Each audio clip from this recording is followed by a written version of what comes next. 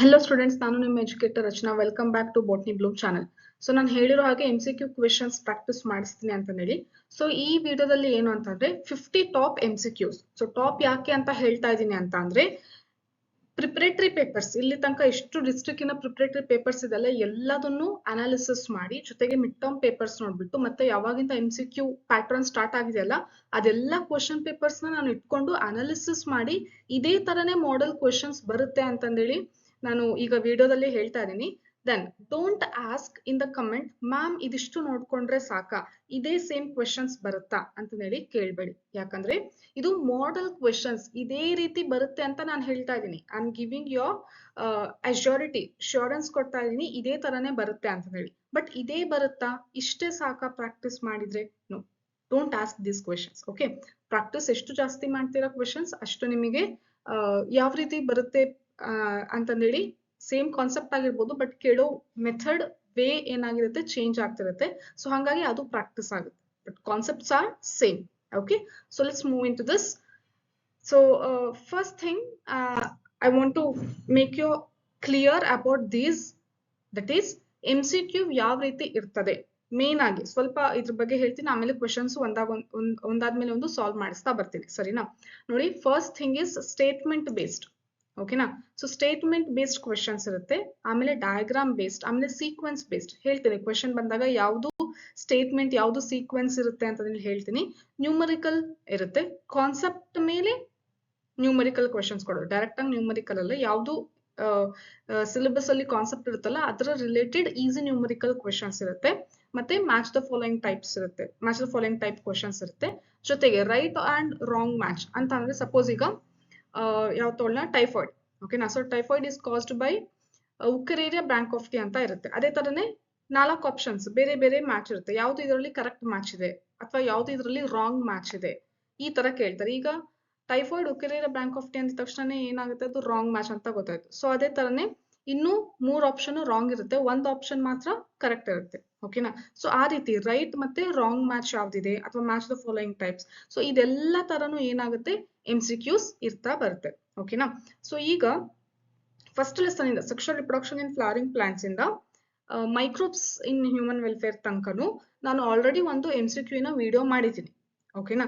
So ಅದನ್ನ ನೀವು, ನಾನು ಇಲ್ಲಿ ಕಮೆಂಟ್ ಅಲ್ಲಿ ಪಿನ್ ಮಾಡಿರ್ತೀನಿ, ಡಿಸ್ಕ್ರಿಪ್ಷನ್ ಅಲ್ಲಿನೂ ಕೂಡ ಹಾಕ್ತೀನಿ, ಮತ್ತೆ ಈಗ ಇಲ್ಲಿ ಬರ್ತಾ ಇದೆ, ಇಲ್ಲಿ ಲಿಂಕ್ ಕೂಡ ಬರುತ್ತೆ, ಇದನ್ನು ಕೂಡ ನೀವು ಪ್ರೆಸ್ ಮಾಡಿ ಅದನ್ನ ನೋಡ್ಬೋದು. ಸೊ ನೆಕ್ಸ್ಟ್ ಲೆಸನ್ಸ್ ಯಾವ್ದಾವ್ದಿದೆ ಅಂತ ಅಂದ್ರೆ biotechnology principles, applications, organism and population, ecosystem ಮತ್ತೆ ಬಯೋಡೈವರ್ಸಿಟಿ. ಸೊ 5 ಲೆಸನ್ಸ್ ಇಂದ ಈಚ್ ಲೆಸನ್ 10 ಕ್ವೆಶನ್ಸ್ ಇಟ್ಕೊಂಡು 50 ಕ್ವೆಶನ್ಸ್ ನ ವಿಡಿಯೋ ನಾನೀಗ ಮಾಡ್ತಾ ಇದ್ದೀನಿ. ಓಕೆನಾ? ಸೊ ನಿಮಗೆ ಸಪರೇಟ್ ಆಗಿ ಈ concept based numerical problems video ಬೇಕು ಅಂತಂದ್ರೆ ಆಲ್ರೆಡಿ ನಾನು ಅದರಲ್ಲಿ ಎಕ್ಸ್ಪ್ಲೇನ್ ಮಾಡಿದ್ದೀನಿ, ಇದರಲ್ಲಿನೂ ಕೂಡ ನ್ಯೂಮರಿಕಲ್ ಕ್ವೆಶನ್ಸ್ ಇದೆ. ಮತ್ತೆ ಸಪರೇಟ್ ಆಗಿ ಈ ಕಾನ್ಸೆಪ್ಟ್ ಬೇಸ್ಡ್ ಅಂದ್ರೆ ಕಾನ್ಸೆಪ್ಟ್ ಎಕ್ಸ್ಪ್ಲೇನ್ ಮಾಡ್ಬಿಟ್ಟು ನ್ಯೂಮರಿಕಲ್ ಕ್ವೆಶನ್ಸ್ ಬೇಕು ಅಂತ ಅಂದ್ರೆ ನನಗೆ ಕಮೆಂಟ್ ಅಲ್ಲಿ ತಿಳಿಸಿ. ಜಾಸ್ತಿ ನೀವು ಅದನ್ನೇ ಕೇಳ್ತಾ ಇದ್ದೀರಾ ಅಂತ ಅಂದ್ರೆ ನಾನು ಈ ಸಪರೇಟ್ ವಿಡಿಯೋ ಮಾಡ್ತೀನಿ. ಇಲ್ಲಾಂದ್ರೆ ನೆಕ್ಸ್ಟ್ ನಾನು ಆಕ್ಚುಲ್ ಆಗಿ ಪ್ಲಾನ್ ಮಾಡ್ಕೊಂಡಿರೋ ಪ್ರಕಾರ ನಿಮಗೆ ಫಿಕ್ಸ್ಡ್ ಕಾನ್ಸೆಪ್ಟ್ಸ್ ಏನಿದೆ ಅದನ್ನ ಎಕ್ಸ್ಪ್ಲೇನ್ ಮಾಡ್ಬಿಟ್ಟು ಕ್ವೆಶನ್ ವಿತ್ ಆನ್ಸರ್ ವಿಡಿಯೋಸ್ ನ ಮಾಡೋಣ ಅಂತ ಇದ್ದೀನಿ. ಸೊ ಅದನ್ನು ಪ್ರಿಪೇರ್ ಮಾಡ್ಕೊಂತಾ ಇದ್ದೀನಿ. ಓಕೆನಾ? ಸೊ ಅದು ನೆಕ್ಸ್ಟ್ ಮಾಡ್ತಾ ಬರ್ತೀನಿ. ಅದಕ್ಕಿಂತ ಮುಂಚೆ ಇದು ಬೇಕು ಅಂತಂದ್ರೆ ನೀವು ಕಮೆಂಟ್ ಅಲ್ಲಿ ನನಗೆ ತಿಳಿಸಿ, ಸರಿನಾ?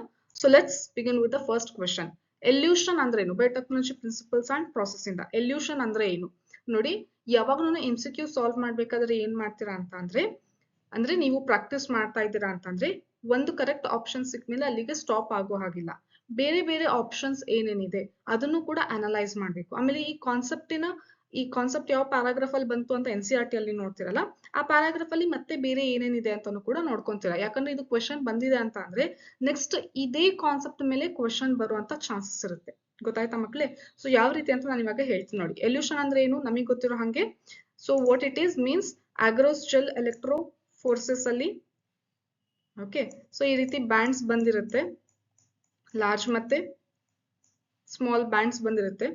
ಸೊ ಇದರಲ್ಲಿ ನಮಗೆ ಬೇಕಾಗಿರುವಂತಹ ಯಾವುದು DNA ಬ್ಯಾಂಡ್ ಇದೆ ಅದನ್ನ ಕಟ್ ಮಾಡಿಬಿಟ್ಟು ಅದರಿಂದ ತೆಗಿಯೋದು, ಜೆಲ್ ಪ್ಲೇಟ್ ಇಂದ ನಾವು ಎಕ್ಸ್ಟ್ರಾಕ್ಟ್ ಮಾಡ್ತೀವಿ. ಓಕೆ, ಸೊ ಈ ಪ್ರೊಸೆಸ್ಗೆ ಏನಂತ ಕರಿತೀವಿ? Elution. So that's why what is answer is cutting and extraction of DNA bands from the agarose gel. So this is the correct answer for first question. Okay, separation of DNA fragments ಅಂತ ಅಂದ್ರೆ ಏನು, agarose gel electrophoresis. Making the DNA bands visible under UV radiation ಅಂದ್ರೆ ಇದಕ್ಕೆ ನಾವು ಒಂದು ಏನು stain use ಮಾಡ್ತೀವಿ. ಅದು ಯಾವ ಸ್ಟೇನ್ ಅಂತ ನಿಮಗೆ ಕೇಳ್ತಾರೆ.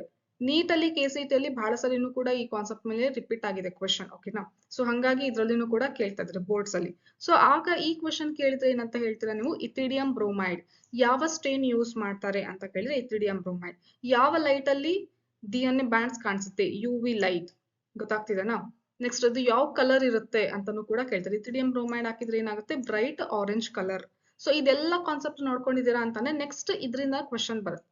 ಓಕೆನಾ, ಸೊ ಈ ಜೆಲ್ ಎಲೆಕ್ಟ್ರೋಫೋರ್ಸಸ್ ಅಲ್ಲಿ ಯೂಸ್ ಮಾಡುವಂತ ಸ್ಟೇನ್ ಯಾವುದು ಅಂತ ಕೇಳ್ತಾರೆ, ಯಾವ ಲೈಟ್ ಅಂತ ಕೇಳ್ತಾರೆ, ಯಾವ ಕಲರ್ ಕಾಣಿಸುತ್ತೆ ಅಂತಾನು ಕೂಡ ಕೇಳ್ತಾರೆ. ಸೊ ಆಗ ಎಲ್ಲಾ ಕಾನ್ಸೆಪ್ಟ್ ಅಂದ್ರೆ ಜೊತೆಗಿರೋ ಸಣ್ಣ ಸಣ್ಣ ಕಾನ್ಸೆಪ್ಟ್ ಮೇಲೂ ಕೂಡ ನಿಮಗೆ ಗ್ರಿಪ್ ಸಿಕ್ಕಿದೆ, ನೀವು ನೆಕ್ಸ್ಟ್ ಕ್ವಶನ್ ಕೇಳಿದ್ರೆ ಆನ್ಸರ್ ಮಾಡ್ತೀರಾ ಅನ್ನೋ ಕಾನ್ಫಿಡೆನ್ಸ್ ಬರುತ್ತೆ. ಸೊ ಈ ರೀತಿ ನೀವು ಸಾಲ್ವ್ ಮಾಡ್ತಾ ಬರ್ಬೇಕು. ಗೊತ್ತಾಯ್ತಾ ಮಕ್ಕಳೇ? ಸೊ ನೆಕ್ಸ್ಟ್ ಕ್ವಶನ್ ನೋಡಿ. Next, restriction endonuclease are isolated from some bacteria. Their role in bacteria is. ನೋಡಿ, ಈ ರೆಸ್ಟ್ರಿಕ್ಷನ್ ಎಂಡೋನ್ಯೂಕ್ಲಿಯಸ್ ಐಸೋಲೇಷನ್ ಬಗ್ಗೆ ಒಂದು ಪ್ಯಾರಾಗ್ರಾಫ್ ಕೊಟ್ಟಿದ್ದಾರೆ NCERT ಅಲ್ಲಿ. ಸೊ ಸಿಂಪಲ್ ಆಗಿ ಏನು ಅಂತ ಅಂದ್ರೆ, ಈ ಬ್ಯಾಕ್ಟೀರಿಯಾ ಇರುತ್ತಲ್ವಾ, ಸೊ ಈ ಬ್ಯಾಕ್ಟೀರಿಯಾಗೆ ಏನು ಅಟ್ಯಾಕ್ ಮಾಡುತ್ತೆ ಅಂತ ಅಂದ್ರೆ ವೈರಸ್ ಅಟ್ಯಾಕ್ ಮಾಡುತ್ತೆ. Okay, so let's take example of this bacteriophage virus. So ಇದು ಅಟ್ಯಾಕ್ ಮಾಡಿದಾಗ ಇಲ್ಲಿರುವಂತಹದ್ದು ಜೆನೆಟಿಕ್ ಮೆಟೀರಿಯಲ್ ಯಾವ್ದಕ್ಕೆ ಸೆಂಡ್ ಮಾಡುತ್ತೆ, ಬ್ಯಾಕ್ಟೀರಿಯಾಗೆ ಸೆಂಡ್ ಮಾಡುತ್ತೆ. ಆಗ ಬ್ಯಾಕ್ಟೀರಿಯಾ ಏನ್ ಮಾಡ್ಬೇಕು, ಇದಕ್ಕೆ ಅಗೇನ್ಸ್ಟ್ ಆಗಿ ಒಂದು ಮೆಕ್ಯಾನಿಸಮ್ ಪ್ರೊಡ್ಯೂಸ್ ಮಾಡ್ಬೇಕು. ಓಕೆ, ಸೊ ಇಲ್ಲಿ ಇರುವಂತಹದ್ದು ಬ್ಯಾಕ್ಟೀರಿಯಾ DNA ಇದಾಗಿದೆ. ಓಕೆ, ಸೊ ಈ ಬ್ಯಾಕ್ಟೀರಿಯಾ DNA ಇಂದ ಒಂದು ಎನ್ಸೈಮ್ ಬಂತು. ಓಕೆ, ಸೊ ಇದು ಏನ್ ಪ್ರೊಡ್ಯೂಸ್ ಮಾಡುತ್ತೆ, ಸಿಗ್ನಲ್ ಪ್ರೊಡ್ಯೂಸ್ ಮಾಡಿ ಒಂದು ಎನ್ಸೈಮ್ ಕ್ರಿಯೇಟ್ ಮಾಡುತ್ತೆ. ಈ ಎನ್ಸೈಮ್ ಏನ್ ಮಾಡುತ್ತೆ ಅಂದ್ರೆ it will cut virus genetic material. ಓಕೆನಾ, ಸೊ ಹಂಗಂದ್ರೆ ಏನಂತ ಅರ್ಥ ಆಯ್ತಿದು, ಬ್ಯಾಕ್ಟೀರಿಯಾ ಅದರ ಡಿಫೆನ್ಸ್ ಮೆಕ್ಯಾನಿಸಮ್ ಅದನ್ನ ಪ್ರೊಟೆಕ್ಟ್ ಮಾಡ್ಕೊಳ್ಳಿಕ್ಕೆ ಒಂದು ಎನ್ಸೈಮ್ ಪ್ರೊಡ್ಯೂಸ್ ಮಾಡ್ತು, ಅದೇ ರೆಸ್ಟ್ರಿಕ್ಷನ್ ಎನ್ಸೈಮ್. ಅದರಿಂದ ಏನಾಯ್ತು, ವೈರಸ್ ಗ್ರೋ ಆಗ್ಲಿಲ್ಲ. ಓಕೆನಾ, ಸೊ ಇದು ಆಕ್ಚುಯಲ್ ಪ್ರೊಸೆಸ್ ಇರೋದು. ಇದರಿಂದಾನೇ ಐಸೋಲೇಟ್ ಮಾಡಿರೋದು ಯಾವುದು ಅಂದ್ರೆ ರೆಸ್ಟ್ರಿಕ್ಷನ್ ಎಂಡೋನ್ಯೂಕ್ಲಿಯೇಸ್ ಅಂತ. ಗೊತ್ತಾಯ್ತು? ಸೊ ರೆಸ್ಟ್ರಿಕ್ಷನ್ ಎಂಡೋನ್ಯೂಕ್ಲಿಯಸ್ ಅಂದ್ರೆ ನ್ಯೂಕ್ಲಿಕ್ ಆಸಿಡ್ ಜೆನೆಟಿಕ್ ಮೆಟೀರಿಯಲ್ ನ ಕಟ್ ಮಾಡುವಂತಹ ಕ್ಯಾರೆಕ್ಟರ್ ಇದೆ ಈ enzyme. Okay, so that's why what is the answer, defence against virus. ಯಾವುದಕ್ಕೆ, ವೈರಸ್ಸಿನ ಅಗೇನ್ಸ್ಟ್ ಡಿಫೆನ್ಸ್ ಮೆಕ್ಯಾನಿಸಮ್ಗೋಸ್ಕರ ಮಾಡಿರುವಂತದ್ದು. ಪ್ರೋಟೀನ್ ಸಿಂಥಸಿಸ್ ಮಾಡಕ್ಕಲ್ಲ, ಜೆನೆಟಿಕ್ ಮೆಟೀರಿಯಲ್ ಮಾಡಕ್ಕಲ್ಲ, ಹೆಲ್ಪ್ ಇನ್ ರಿಪ್ರೊಡಕ್ಷನ್ಗೆ ಅಲ್ಲ. Okay, so restriction endonuclease are isolated from some bacteria. Their role in bacteria. So bacteria ಒಳಗಡೆ ಇರುವಂತಹ ಅದರ ರೋಲ್ ಏನು, to cut genetic material, that is as a defence mechanism against virus. ಗೊತ್ತಾಯ್ತು? So next, the term molecular scissors. ನೋಡಿ, genetic material ನ ಅಂದ್ರೆ molecules ನ cut ಮಾಡುತ್ತೆ, ಹಂಗಾಗಿ ಇದನ್ನ ಏನಂತ ಕರಿತೀವಿ, ಮಾಲಿಕ್ಯುಲರ್ ಸಿಸರ್ಸ್. ಯಾವುದು, ರೆಸ್ಟ್ರಿಕ್ಷನ್ ಎಂಡೋನ್ಯೂಕ್ಲಿಯಸ್ ಎನ್ಸೈಮ್. ಓಕೆ, ಕಾಮನ್ ಆಗಿ ರೆಸ್ಟ್ರಿಕ್ಷನ್ ಎನ್ಸೈಮ್ಸ್ ಅಂತ ಕರಿತೀವಿ, ಯಾಕಂದ್ರೆ ಅದರಲ್ಲಿ 2 ಟೈಪ್ಸ್ ಇರುತ್ತೆ, ಎಂಡೋನ್ಯೂಕ್ಲಿಯಸ್ ಮತ್ತೆ ಎಕ್ಸೋನ್ಯೂಕ್ಲಿಯಸ್. ಸರಿನಾ? Next, in RNA interference the double stranded molecule prevents. ಇದು ಆಕ್ಚುಲಿ ನೆಕ್ಸ್ಟ್ ಲೆಸನ್ ಇಂದು ಮಿಸ್ ಆಗಿ ಇಲ್ಲಿ ಹಾಕಿದ್ದೀನಿ ಕ್ವೆಶನ್, ಅದಕ್ಕೆ ಇನ್ನೊಂದು ಆಲ್ಟರ್ನೇಟಿವ್ ಕೂಡ ಹೇಳ್ತೀನಿ. Okay, so C, RNA interference ಅಲ್ಲಿ ಏನಾಗುತ್ತೆ ಅಂತ ಅಂದ್ರೆ ಡಬಲ್ ಸ್ಟ್ರಾಂಡೆಡ್ DNA ಕ್ರಿಯೇಟ್ ಆಗುತ್ತೆ. ಸೊ ಅದು ಏನ್ ಮಾಡುತ್ತೆ ಅಂದ್ರೆ ಮೆಲಿಡೋಗೈನ್ ಇನ್ಕೋಗ್ನಿಷಿಯಾ ಇರುವಂತಹ ಇದು ನಿಮೆಟೋಡ್ ಇಂದ ಬರುವಂತಹ ಜೆನೆಟಿಕ್ ಮೆಟೀರಿಯಲ್ ನ ಏನ್ ಮಾಡುತ್ತೆ, ಪ್ರೋಸೆಸ್ ಅಲ್ಲಿಂದ ಟ್ರಾನ್ಸ್ಲೇಷನ್ ಆಗ್ಬಿಟ್ಟು ನೆಕ್ಸ್ಟ್ ಪ್ರೋಟೀನ್ ಪ್ರೊಡ್ಯೂಸ್ ಮಾಡುತ್ತೆ. ಓಕೆನಾ, ಸೊ ಅಂತದನ್ನ ಏನ್ ಮಾಡುತ್ತೆ, ಸ್ಟಾಪ್ ಮಾಡುತ್ತೆ. ಸೊ ಟ್ರಾನ್ಸ್ಲೇಷನ್ ಆ ಪ್ರೊಸೆಸ್ ಅಂದ್ರೆ ಪ್ರೋಟೀನ್ ಪ್ರೊಡ್ಯೂಸ್ ಮಾಡೋದನ್ನ ಸ್ಟಾಪ್ ಮಾಡುತ್ತೆ. So that's why it is known as what, translation of mRNA. Okay, so RNA interference the double stranded molecule prevents. ಏನ್ ಪ್ರಿವೆಂಟ್ ಮಾಡ್ತಾ ಇದೆ, mRNA ನ ಟ್ರಾನ್ಸ್ಲೇಟ್ ಆಗಕ್ ಬಿಡ್ತಾ ಇಲ್ಲ. ಟ್ರಾನ್ಸ್ಲೇಟ್ ಆಗ್ಬಿಟ್ರೆ ಏನಾಗುತ್ತೆ, ಪ್ರೋಟೀನ್ ಪ್ರೊಡ್ಯೂಸ್ ಮಾಡುತ್ತೆ. ಪ್ರೋಟೀನ್ ಪ್ರೊಡ್ಯೂಸ್ ಮಾಡಿದ್ರೆ ಅದರಲ್ಲಿ ಇರುವಂತಹ ಕ್ಯಾರೆಕ್ಟರ್ ಏನು ಅಂತ ಅಂದ್ರೆ ರೂಟ್ ಅಲ್ಲಿ ನಾಡ್ಯೂಲ್ಸ್ ಪ್ರೊಡ್ಯೂಸ್ ಮಾಡೋದು. ಓಕೆ, ಸೊ ರೂಟ್ಸ್ ಎಲ್ಲ ಏನಾಗ್ಬಿಡುತ್ತೆ, ಈ ರೀತಿ ಗಂಟಾಗಿ ಕಾಣಿಸುತ್ತೆ, ರೂಟ್ಸ್ ಕಾಮನ್ ಆಗಿ ಇರುವಂತಹ ರೂಟ್ಸ್. ಸೊ ಈ ರೀತಿ ಆದ್ರೆ ಪ್ಲಾಂಟಿಗೆ ವಾಟರ್ ಸರಿಯಾಗಿ ಸಪ್ಲೈ ಆಗಲ್ಲ. ಸೊ ಹಂಗಾಗಿ ಟೊಬ್ಯಾಕೋ ಪ್ಲಾಂಟ್ ಏನಾಗುತ್ತೆ, ಸತ್ತೋಗುತ್ತೆ. ಗೊತ್ತಾಯ್ತಾ? ಸೊ ಹಿಂಗ್ ಮಾಡ್ತಾ ಇರುತ್ತಲ್ಲ, ಸೊ ಈ ಪ್ರೋಟೀನ್ ಪ್ರೊಡ್ಯೂಸ್ ಮಾಡಬಾರ್ದು ಅಂತ ಅಂದ್ರೆ ಡಬಲ್ ಸ್ಟ್ರಾಂಡೆಡ್ DNA ಏನ್ ಮಾಡುತ್ತೆ, ಈ ಟ್ರಾನ್ಸ್ಲೇಷನ್ ಪ್ರೊಸೆಸ್ ನ ಸ್ಟಾಪ್ ಮಾಡುತ್ತೆ. ಗೊತ್ತಾಯ್ತು? Next, identify the labels M and N in the following agarose gel. Electrophoresis representation. ನೋಡಿ ಅಕ್ರೋಸ್ಟಲ್ ಎಲೆಕ್ಟ್ರೋಫೋರ್ಸಸ್ ಅಲ್ಲಿ ಇಲ್ಲಿ ಎಂ ಅಂದ್ರೆ ಏನು, ಎನ್ ಅಂದ್ರೆ ಏನು ಅಂತ ಕೊಟ್ಟಿದ್ದಾರೆ. ಅಂದ್ರೆ ಇಲ್ಲಿ ಏನ್ ಅರ್ಥ ಡಯಾಗ್ರಾಮ್ ಬೇಸ್ಡ್ ಕ್ವೆಶನ್ ಕೊಟ್ಟಿದ್ದಾರೆ ಅಂತ ಅರ್ಥ. ಓಕೆನಾ? ಸೊ ಯಾವ ರೀತಿ ಇದು ಅಂತ ಅಂದ್ರೆ NCERT ಅಲ್ಲಿ ಡಯಾಗ್ರಾಮ್ ಅಲ್ಲಿ ಲೇಬಲ್ಸ್ ಕೊಟ್ಟಿದ್ದಾರೆ, ಅದೇ ಲೇಬಲ್ಸ್ ನ ಐಡೆಂಟಿಫೈ ಮಾಡಕ್ ಹೇಳ್ತಾ ಇದ್ದಾರೆ. ಸ್ವಲ್ಪ ಇದನ್ನ ಏನು ಆರೋ ಮಾರ್ಕ್ಸ್ ಸ್ವಲ್ಪ ಈ ರೀತಿ ಇದೆ NCERT ಅಲ್ಲಿ. ಓಕೆ, ಸೊ ಅದನ್ನ ಇವರು ಸ್ಟ್ರೇಟ್ ಆಗಿ ಮಾಡಿ ಇದೇನು ಹೇಳಿ ಅಂತ ಹೇಳ್ತಾ ಇದ್ದಾರೆ. So we know that process of gel electrophoresis, it separates DNA bands according to its size and density. So ಯಾವ್ದು ಹೆವಿ ಇರುತ್ತೆ ಅದು ಇಲ್ಲೇ ಉಳ್ಕೊಳ್ಳುತ್ತೆ, ಯಾವ್ದು ಲೈಟ್ ಇರುತ್ತೆ ಅದು ಆನೋಡ್ ಕಡೆ ಮೂವ್ ಆಗುತ್ತೆ. ಹೌದಾ? ಸೊ ಯಾವ್ದು ಲೈಟ್ ಇರುತ್ತೆ ಅದು ಆನೋಡ್ ಕಡೆ ಮೂವ್ ಆಗ್ತಾ ಬರುತ್ತೆ. DNA negatively charged move towards positively charged anode. ಗೊತ್ತಾಯ್ತು? ಸೊ ಹಂಗಾಗಿ ಇಲ್ಲಿರೋದು ಏನು ಅಂತಂದ್ರೆ M that is largest DNA bands, N ಅಂದ್ರೆ ಏನು ಸ್ಮಾಲೆಸ್ಟ್. ಇಲ್ಲಿರೋದು DNA ಬ್ಯಾಂಡ್ಸ್ ಹೆವಿ ಇರುತ್ತೆ, so it will not move very fast. Small ಇರೋದು ಇಲ್ಲಿ ಇದು ಆನೋಡ್ ಕಡೆ ಬೇಗನೆ ಮೂವ್ ಆಗಿರುತ್ತೆ. So this is the answer for 5th question. Okay, next. From the given combinations of steps in PCR. ಆಗ್ಲೇ ಇನ್ನೊಂದು ಅದ್ರ ಬದಲು ಇನ್ನೊಂದು ಕ್ವಶನ್ ಅಂತ ಹೇಳಿದ್ನಲ್ಲ, ಅದ್ಯಾವುದು ಅಂತಂದ್ರೆ ನಿಮಗೆ PCR ನ ಸೀಕ್ವೆನ್ಸ್ ಕೇಳ್ತಾರೆ. ಸ್ಟೆಪ್ಸ್ ಯಾವ್ದಾವ್ದು? First step is denaturation, second annealing, third is extension. ಓಕೆನಾ? ಸೊ ಈ ರೀತಿ ಸೀಕ್ವೆನ್ಸ್ ಒಂದ್ 2-3 ಪ್ರಿಪರೇಟರಿ ಪೇಪರ್ಸ್ ಅಲ್ಲಿ ಕೇಳಿದ್ದಾರೆ. ಸೊ ಹಂಗಾಗಿ ಅದು important. Next, from the given combination of the steps in PCR identify enzyme dependent step. ನೋಡಿ 3 ಸ್ಟೆಪ್ ಇದೆ ಅಲ್ಲ, ಯಾವ್ದಾವ್ದು? ಡಿನ್ಯಾಚುರೇಷನ್, ಅನಿಲಿಂಗ್ ಮತ್ತೆ ಎಕ್ಸ್ಟೆನ್ಷನ್. ಇದರಲ್ಲಿ ಎನ್ಸೈಮ್ ಯಾವ ಸ್ಟೆಪ್ ಅಲ್ಲಿ ಯೂಸ್ ಆಗುತ್ತೆ ಅಂತ ಕೇಳ್ತದೆ. ಡಿನ್ಯಾಚುರೇಷನ್ ಅಂದ್ರೆ ಏನು? ಟೆಂಪರೇಚರ್ ಜಾಸ್ತಿ ಮಾಡಿ DNA ಸ್ಟ್ರಾಂಡ್ಸ್ ನ ಸಪರೇಟ್ ಮಾಡೋದು. ಅನಿಲಿಂಗ್ ಅಂತ ಅಂದ್ರೆ ಏನು? Adding of primers. Primers add ಮಾಡಿದ್ರೆ ಏನಾಗುತ್ತೆ? ಪ್ರಾಸೆಸ್ ಸ್ಟಾರ್ಟ್ ಆಗುತ್ತೆ. ಯಾವ process? Replication process. Okay, extension ಅಲ್ಲಿ ಏನ್ ಆಡ್ ಮಾಡೋದು ಅಂತ ಅಂದ್ರೆ Taq polymerase.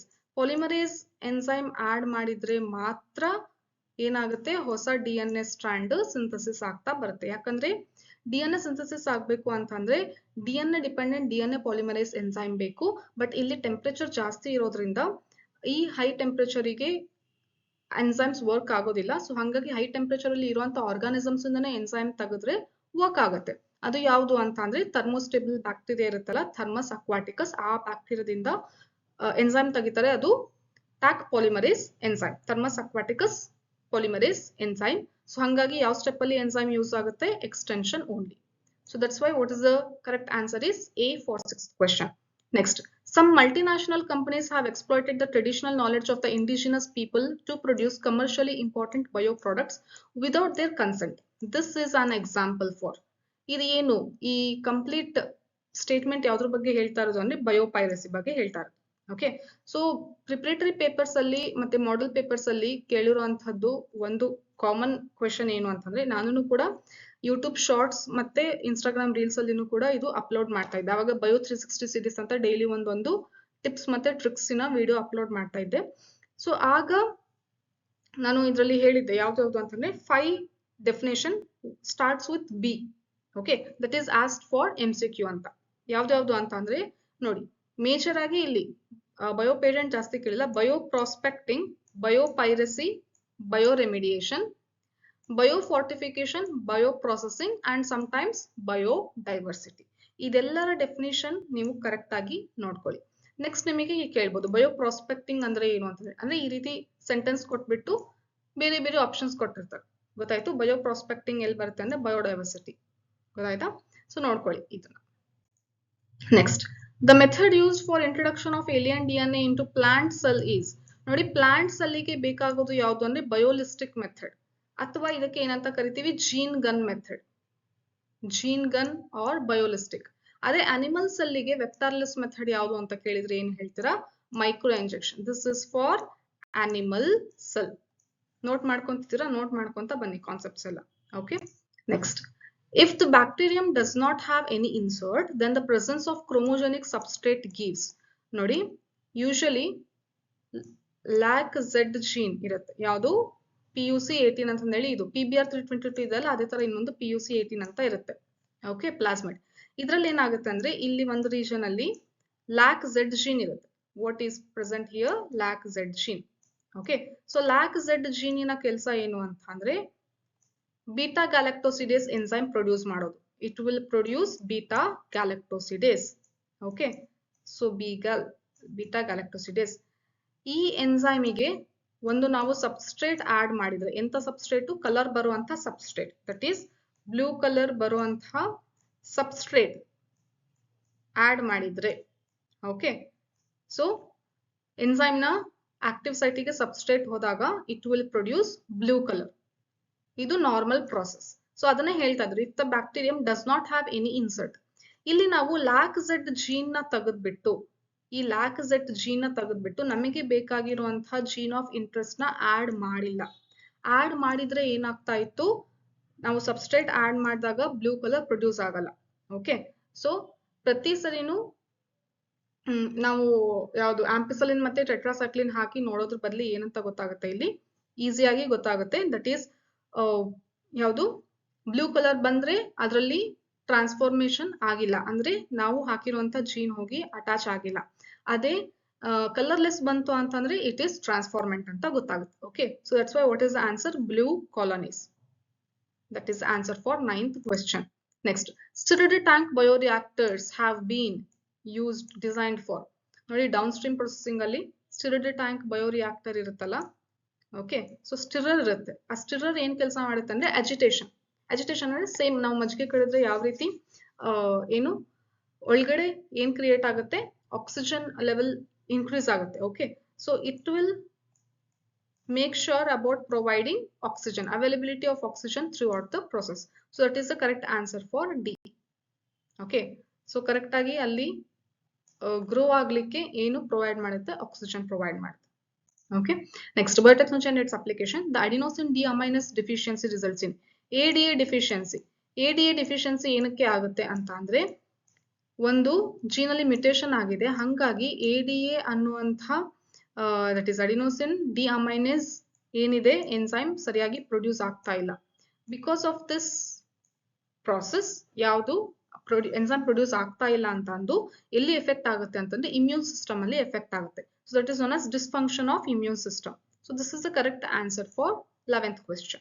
Next, which of the following is commonly used as a vector for introducing a DNA fragment in human lymphocytes? ನೋಡಿ, ಇದನ್ನು ಕೂಡ same concept, ADA deficiency gene therapy concept ಇದೆಲ್ಲ ಅದ್ರಲ್ಲಿ ಕೊಟ್ಟಿದ್ದಾರೆ. ಯೂಶಲಿ ವೆಕ್ಟಾರ್ ಇಲ್ದೇನೆ ಜೀನ್ ನ ಸರಿಪಡಿಸಬೇಕು, transfer ಮಾಡಬೇಕು ಅಂತ ಅಂದ್ರೆ ಯೂಸ್ ಮಾಡುವಂತದ್ದು ಯಾವುದು ಅಂತಂದ್ರೆ ದಟ್ ಈಸ್ ರೆಟ್ರೋವೈರಸ್. ಓಕೆನಾ? ಸೊ ಇಲ್ಲಿ ರೆಟ್ರೋವೈರಸ್ ಅಲ್ಲಿ ಏನ್ ಮಾಡ್ತಾರೆ, ಜೀನ್ ಆಫ್ ದಟ್ ಈಸ್ ಇದರಿಂದ ತಗೊಂಡು CD ಪ್ರೊಡ್ಯೂಸ್ ಮಾಡ್ತಾರೆ, complementary DNA.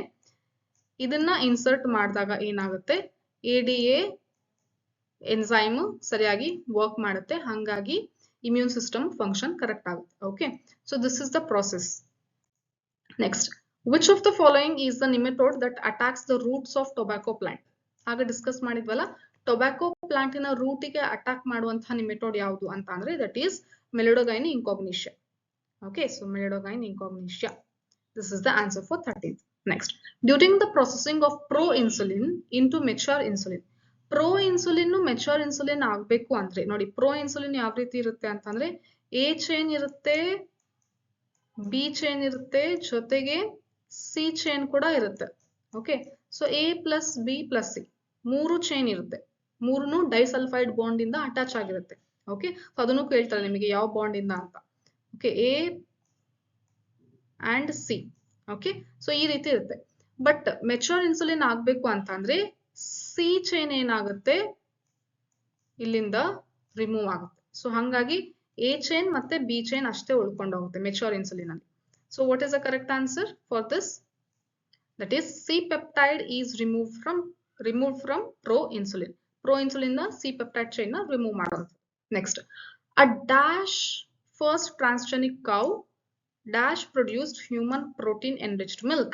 This milk possesses a human protein dash and was nutritionally better than natural cow milk or human babies. Select the correct option. Okay, so ಇಲ್ಲಿ ಏನು ಹೇಳ್ತಾ ಇದ್ದಾರೆ ಅಂತಂದ್ರೆ option ಇದು A B C ಅಂತ ಇದೆಲ್ಲ, ಇದರಲ್ಲಿ ಕರೆಕ್ಟ್ ಯಾವ್ದು ಅಂತ ಹೇಳಿ ನಾವು ಚೂಸ್ ಮಾಡಬೇಕು. ಇನ್ ಟ್ರಾನ್ಸ್ಜೆನಿಕ್ ಫಸ್ಟ್ ಟ್ರಾನ್ಸ್ಜೆನಿಕ್ ಕೌ ಯಾವ ಇಯರ್ ಅಲ್ಲಿ ಅಂತ ಕೇಳ್ತಾ ಇದ್ದಾರೆ. ದಟ್ ಈಸ್ 1997 ಅಲ್ಲಿ ಆ ಕೌ ಹೆಸರೇನು, ರೋಸಿ ಅಂತ. Okay, cow name is Rosie. Human protein ಯಾವುದು ಅಂದ್ರೆ alpha lactalbumin. Okay, so ಇಲ್ಲಿ ಕರೆಕ್ಟ್ ಆಗಿ ನೋಡೋದಾದ್ರೆ ಏನಾಗುತ್ತೆ 1997 ರೋಸಿ ಕರೆಕ್ಟ್ ಇದೆ. ಓಕೆ, ಬಟ್ ಸಿ ಇಲ್ಲಿ ಕೊಟ್ಟಿಲ್ಲ. ಎ ಬಿ ಸಿ ಅಲ್ಲಿ ಯಾವ್ದು ಕರೆಕ್ಟ್ ಇದೆ ಅಂತ ಚೂಸ್ ಮಾಡ್ಬೇಕು. 1983 ಅಲ್ಲ, ಅದ್ರ ಹೆಸರು ಆಂಡಿ ಕೂಡ ಅಲ್ಲ. ಆಂಡಿ ಅಲ್ಲ, ಬಟ್ ಸಿ ಕರೆಕ್ಟ್ ಇದೆ. ಓಕೆ, ಬಟ್ ಎರಡೂ ಕರೆಕ್ಟ್ ಇರ್ಬೇಕಲ್ಲ. ಸಿ ಗ್ಲೋಬ್ಯುಲಿನ್ ಅಂತ ಹೇಳ್ತಾರೆ, ಗಾಮಾ ಗ್ಲೋಬ್ಯುಲಿನ್ ಅಂತ ಹೇಳ್ತಾರೆ. ಇಯರ್ ಕೂಡ ರಾಂಗ್ ಕೊಟ್ಟಿದ್ದಾರೆ. So correct answer is what? A, 1997, and cow name is what? Rosie. Next, a chili plant was severely infected with the chili mosaic virus. Chili plant ಗೆ chili mosaic virus ಬಂದಿದೆ ಅಂತ. Identify the technique that helps to raise virus free plants in the next generation from the above virus infected plant. ಈಗ virus infect ಆಗ್ಬಿಟ್ಟಿದೆ ಪ್ಲಾಂಟಿಗೆ, but next generation ಹಂಗ ಆಗ್ಬಾರ್ದು. So ಆ ರೀತಿ ಆಗ್ಬಾರ್ದು ಅಂದ್ರೆ ನಾವು ಯಾವ ರೀತಿ ನೆಕ್ಸ್ಟ್ ಜನರೇಷನ್ ಪ್ಲಾಂಟ್ ಬೆಳೆಸಬೇಕು ಅಂತಂದ್ರೆ ಅದರದ್ದೇ ಸೀಡ್ಸ್ ತಗೊಂಡು ಹಾಕಿದ್ರೆ ಮತ್ತೆ ಪ್ಲಾಂಟ್ ಅಲ್ಲಿ ವೈರಸ್ ಗ್ರೋ ಆಗುತ್ತೆ. ಸೊ ಹಂಗಾಗಿ ಗ್ರೋಯಿಂಗ್ ಟಿಪ್ ಇರುತ್ತೆ. Okay, that is meristematic region. Growing tip ಅಲ್ಲಿ ಏನಿರುತ್ತೆ ಅಂದ್ರೆ ಮೆರಿಸ್ಟಮ್ಯಾಟಿಕ್ ಸೆಲ್ಸ್ ಇರುತ್ತೆ. ಸೊ ಅಲ್ಲಿ ಹೊಸ ಸೆಲ್ಸ್ ಬರ್ತಾ ಇರುತ್ತಲ್ಲ, ಅಲ್ಲಿ ಏನಾಗುತ್ತೆ ಅಂದ್ರೆ ವೈರಸ್ ಇನ್ಫೆಕ್ಟ್ ಆಗಿರಲ್ಲ. ಸೊ ಯಾವ ಕಲ್ಚರ್, ಯಾವ ಮೆಥಡ್ ನ ಯೂಸ್ ಮಾಡ್ಬೇಕು ಅಂದ್ರೆ ಮೆರಿಸ್ಟಮ್ ಕಲ್ಚರ್ ನ ಯೂಸ್ ಮಾಡ್ಬೇಕು. ನೋಡಿ, ಇದು ಸ್ಟ್ರಾಟಜೀಸ್ ಲೆಸನ್ ಇಂದ ಈ ಲೆಸನ್ ಗೆ ಆಡ್ ಮಾಡಿರುವಂತಹ ಕಾನ್ಸೆಪ್ಟ್ ಇದೆ. ಇದನ್ನ ನೀವು ಕರೆಕ್ಟ್ ಆಗಿ ನೋಡ್ಕೊಳ್ಳಿ. ಡೆಫಿನೇಷನ್ಸ್ ಯಾವ್ದಾವ್ದು ಕೇಳ್ತಾರೆ ಅಂದ್ರೆ ಸೊಮ್ಯಾಟಿಕ್ ಹೈಬ್ರಿಡೈಸೇಷನ್ ಅಂದ್ರೆ ಏನು. ಸೊ ಇದನ್ನ ಫಿಲ್ ಇನ್ ದ ಬ್ಲಾಂಕ್ಸ್ ಅಲ್ಲಿ ಕೂಡ ಕೇಳ್ತಾರೆ. ನೆಕ್ಸ್ಟ್, ಸೊಮ್ಯಾಟಿಕ್ ಹೈಬ್ರಿಡೈಸೇಷನ್ ಅಂದ್ರೆ ಏನು, ದಟ್ ಇಸ್ ಸೋಮಾಕ್ಲೋನ್ಸ್ ಅಂತ ಅಂದ್ರೆ ಏನು, ಆಮೇಲೆ ಟೋಟಿಪಟೆನ್ಸಿ ಅಂದ್ರೆ ಏನು, ಎಕ್ಸ್ಪ್ಲಾಂಟ್ ಅಂತ ಅಂದ್ರೆ ಏನು, ಇದೆಲ್ಲನು ಪ್ರೋಟೋಪ್ಲಾಸ್ಟ್ ಫ್ಯೂಷನ್ ಅಂದ್ರೆ ಏನು. ಸೊ ಇದೆಲ್ಲದನ್ನು ಕೇಳ್ತಾ ಬರ್ತಾರೆ ಕ್ವೆಶನ್ಸ್ ಅಲ್ಲಿ. Okay, so protoplasmic fusion, protoplasm ಯಾವ ರೀತಿ ಮಾಡ್ತಾರೆ, ಪೊಮ್ಯಾಟೊ ಪ್ಲಾಂಟ್ ಏನು. ಸೊ ಇದು ಕೆಲವೊಂದು ಕಾನ್ಸೆಪ್ಟ್ ಇದೆ ಅಲ್ಲ, ಐ ಥಿಂಕ್ ಒಂದ್ ಪೇಜ್ ಅಷ್ಟೇ ಇರೋದು. ಸೊ ಅದನ್ನ ನೀವು ಕರೆಕ್ಟ್ ಆಗಿ ನೋಡ್ಕೊಳ್ಳಿ. ಡೆಫಿನೇಷನ್ಸ್, ದ ಟರ್ಮ್ ಟೋಟಿಪೊಟೆನ್ಸಿ ನೋಡಿ ಹೇಳಿದ್ನಲ್ಲ, term totipotency refers to the capacity of. Totipotency ಅಂತ ಅಂದ್ರೆ ಏನು, ಒಂದು ಸೆಲ್ ಇಂದ ಒಂದು ಪ್ಲಾಂಟ್ ಆಗೋದು. ಓಕೆ, ಸೊ ಒಂದು ಸೆಲ್ ಇಂದ ಒಂದು ಪ್ಲಾಂಟ್ ಆಗುವಂತಹ ಪ್ರೋಸೆಸ್ಗೆ ನಾವೇನಂತ ಕರಿತೀವಿ, totipotency. Cell to generate whole plant. A is the correct answer. Next, plants ಅಲ್ಲಿ ಅಷ್ಟೇ ಮಾತ್ರ ಇರೋದು ಅಂತದ್ದು capacity. For effective treatment of the disease, early diagnosis and understanding its pathophysiology is very important. Which of the following molecular diagnostic techniques is very useful for early detection? ಒಂದು disease spread ಆಗೋಕ್ಕಿಂತ ಮುಂಚೆ ಅದು ಮುಂಚೆನೆ ನಾವು detect ಮಾಡಿದ್ರೆ useful ಆಗುತ್ತೆ. So detect ಮಾಡಕ್ಕೆ ಕೆಲವೊಂದು techniques ಇದೆ, ಕೆಲವೊಂದು ಮೆಥಡ್ಸ್ ಇದೆ. ಅದು ಯಾವುದು ಅಂತ ಇದರಲ್ಲಿ ಕೇಳ್ತಾರೆ. That is answer is what? ELISA. What is answer? ELISA, enzyme linked immunosorbent assay. Full form ಕೂಡ abbreviations ನು ಕೂಡ ಕೇಳ್ತಾರೆ. Next, Cry1AC effectively controls ಯಾವುದು? Cotton ball warms. ಅದೇ ತರ ಬೇರೆದನ್ನು ಕೇಳ್ತಾರೆ, ನೋಡ್ಕೊಳ್ಳಿ. ಗೊತ್ತಾಯ್ತು? ಸೊ ಕಾರ್ನ್ ಬೋರರಿಗೆ ಯಾವುದು, ಅಥವಾ ಕಾಟನ್ ಬಾಲ್ ವಾರ್ಮಿಗೆ Cry1AC ಕೊಟ್ಟಿದ್ದಾರೆ, ನೆಕ್ಸ್ಟ್ ಟೈಮ್ Cry2AB ಕೊಡ್ಬೋದು, ಈ ರೀತಿ. Got this? Identify the correct statement with reference to biocontrol agents. Biocontrol agents ಬಗ್ಗೆ ಕೇಳ್ತಾ ಇದ್ದಾರೆ question. They do not show any negative impact on crop plants. ಹೌದು, ಬಯೋಕಂಟ್ರೋಲ್ ಏಜೆಂಟ್ಸ್, ಸಪೋಸ್ ಈಗ ಗಿಡಕ್ಕೆ ಏನಾದ್ರೂ ಏನು ಮೈಕ್ರೋ ಆರ್ಗನಿಸಮ್ಸ್ ಏನಾದ್ರೂ ಅಟ್ಯಾಕ್ ಮಾಡಿದ ತಕ್ಷಣ ಯೂಶಲಿ ಕೆಮಿಕಲ್ಸ್ ಹಾಕ್ತಾರೆ. ಅದ್ರ ಬದಲಿ ಆರ್ಗಾನಿಸಮ್ಸ್ ನ ಯೂಸ್ ಮಾಡಿದ್ರೆ, example BT cotton type. Okay, so ಅದು ಪ್ಲಾಂಟಿಗೆ ನಾವು ಮುಂಚೆನೆ ಇಂಜೆಕ್ಟ್ ಮಾಡಿದ್ರೆ ಎಫೆಕ್ಟ್ ಆಗಲ್ಲ ಏನು, ಹೌದಾ? ಸೊ ಅದ್ರ ಬಗ್ಗೆ ಕೇಳ್ತಿರುವಂತ question.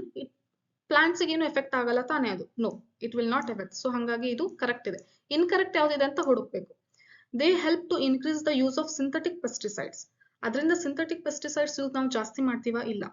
So this is the incorrect one. So that's why this is the correct answer. Okay, they are significant in treating ecologically sensitive area. ಹೌದು, ಯಾಕಂದ್ರೆ